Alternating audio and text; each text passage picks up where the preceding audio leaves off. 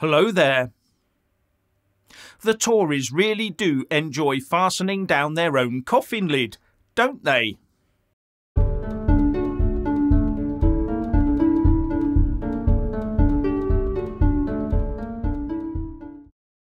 Now, if you haven't already done so, please do subscribe. Click the little bell, select all, and then like and comment below. The Cabinet Office Minister Oliver Dowden has cheerfully told the nation that nothing will basically change regarding the English Channel by saying that the UK will always abide by the rulings from the European Court of Human Rights. Right at the time that the Home Secretary Suella Braverman is trying to tighten up our border policies. Talking to Times Radio, Dowden said, "The government will always abide by the rule of law, so of course we will abide by any judgment that comes from that court." That is also a message that you can ditch any thoughts about the UK leaving the Council of Europe's European Convention on Human Rights. The Tories might have hinted that might be an option, but this seems to indicate otherwise.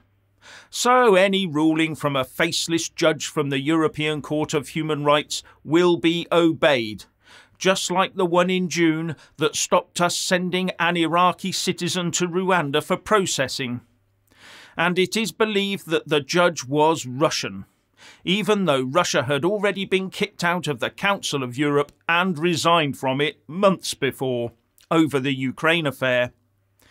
Now, because of the constant use of lawfare by the lefties, the government's Rwanda plan has been up before the beak in the High Court, and that judgment is due today, with Dowden saying the government thinks it has a strong case. But win or lose, this case will surely end up in the UK Supreme Court anyway, and then probably before the ECHR judges given half the chance. Now, the ECHR is governed by the Council of Europe, which is a totally separate entity to the European Union.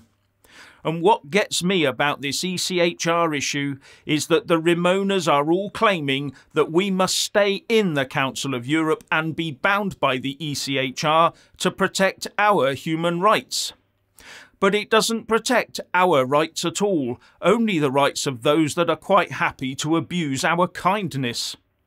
And the Remoaners also obviously want us to rejoin the EU, but are completely oblivious to the fact that the EU as a body, that's the treaties and anything that flows from them, the Commission, the Council of Ministers, the Parliament and the EU Court of Justice, that whole arrangement is not a signatory to the ECHR, nor is it bound by it. That's right, the EU 27 member states are individually signed up to the ECHR, but not the EU itself. Despite that, EU membership is a requirement of the Lisbon Treaty, which is of course international law, so Brussels has been in breach of international law since 2009 and no one turns a hair.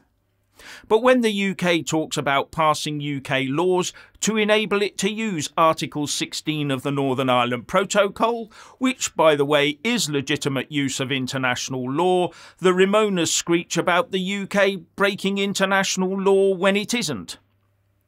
Now, the Council of Europe itself answers the question on its website of why EU accession to the ECHR is important.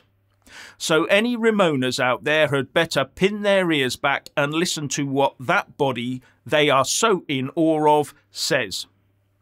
The EU's accession to the ECHR will make it possible for individuals to take complaints against the EU to an independent international court, the European Court of Human Rights in Strasbourg. Under the terms of the ECHR, the EU will be obliged to put right any human rights violations found by the Strasbourg Court.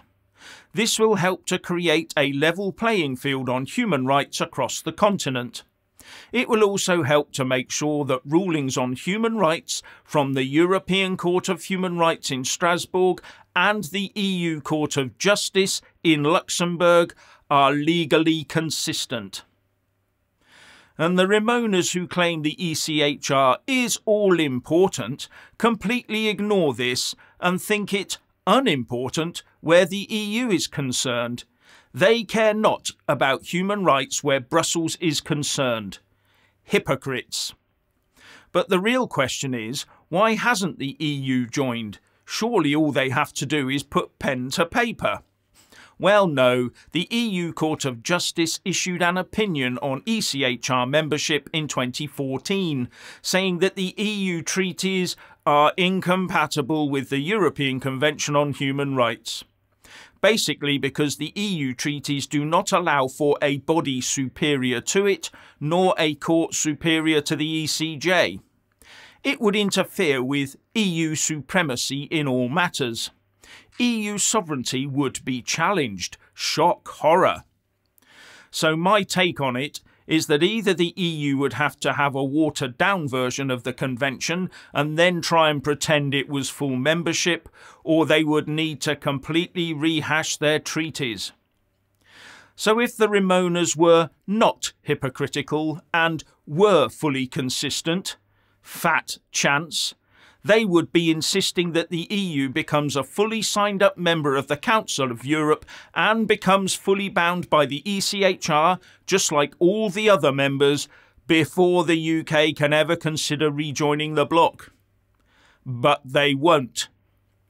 My view on this is that if non-membership of the ECHR to retain its sovereignty is good enough for the EU, then it is good enough for the UK too. And on the subject of Remoaners, keep reminding people that the global economy is suffering right now, not just the UK. And that the main drivers to the global problems are not Brexit, but the pandemic, the Russia-Ukraine war, and now the strikes. And yes, strikes are going on around the world, not just here. Don't let the Remoaners try and hijack the democratic will of the people with their misrepresentations. And the European Union has jumped out of the frying pan and straight into the fire. While trying to wean itself off of Russian gas, it has been cozying up to other regimes around the world, looking for other sources of oil and gas.